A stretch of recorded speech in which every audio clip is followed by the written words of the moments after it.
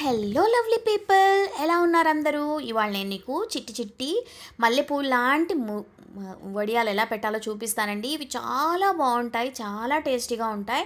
అలా ఈవినింగ్ పక్కన టీ పెట్టుకుని ఈ చిన్న చిన్న వడియాలు ఇలా వేయించుకొని తింటే కూడా చాలా టేస్టీగా ఉంటాయి. పిల్లలకి స్నాక్స్గా కూడా ఇవి ఇవ్వచ్చు మీరు. ఈవినింగ్ టైమ్స్ చాలా హెల్దీ. అటుకులు మాత్రమే దీంట్లో వేస్ట్ చేస్తున్నాం కాబట్టి, పైగా ఇవి చేయడం చాలా చాలా చాలా చాలా ఈజీ అండి.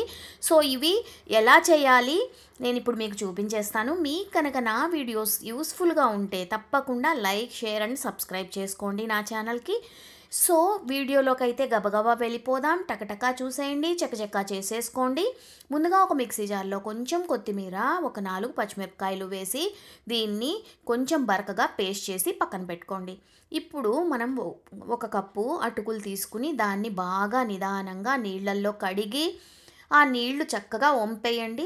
నీళ్లు లేకుండా వంపేయండి. వంపేసిన తర్వాత ఈ అటుకుల్ని చాలా సాఫ్ట్గా మెత్తగా ముద్దలాగా చేసుకోండి.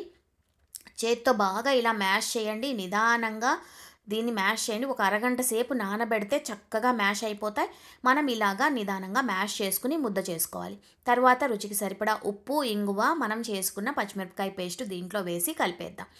కలిపేశాక దీన్ని మనం ఒక పాల కవర్లో వేసి పైపింగ్ బ్యాగ్ లాగా దాన్ని యూజ్ చేసుకుని చిన్న చిన్న వడియాల్లాగా అయినా పిండుకోవచ్చు. లేదంటే నేను ఇప్పుడు మీకు వీడియోలో చూపించేటట్టు చిన్న చిన్న ముద్దల్లాగా ఇలా ప్లేట్లో పెట్టుకోవచ్చు. సో ఇలా మీరు పచ్చిమిరపకాయ పేస్టు అన్నీ చక్కగా కలిపేసుకోండి. ఇప్పుడు నేను ఇలా ప్లేట్ తీసుకున్నానండి. దీని మీద కొంచెం ఆయిల్ వేసి ఇలాగా గ్రీస్ చేసేసాక ఇలాగ చిట్టి చిట్టి మల్లెపూలు లాంటి వడియాలు ఇలా పెట్టేసుకోండి. చేత్తోనే పెట్టేసుకోవచ్చు. మీకు చేత్తో పెట్టడం కష్టంగా ఉంటే పైపింగ్ బ్యాగ్ అన్నా లేకపోతే పాల కవర్ అన్నా ఏదో ఒకటి తీసుకుని దాంట్లో ఈ పిండిని ఫిల్ చేసుకుని ఇలా చిన్న చిన్న వడియాలు పైప్ చేసేసుకోండి. మీరు చక్కగా ఇంట్లో కూర్చుని ఫ్యాన్ కింద కూర్చుని చక్కగా ఈ వడియాలన్నీ పెట్టేసుకోండి. పెట్టేసుకున్న తర్వాత ఈ ప్లేట్లు తీసుకుపోయి ఎండలో పెట్టేసి ఒక 2 రోజులైతే వీటిని బాగా ఎండనివ్వండి.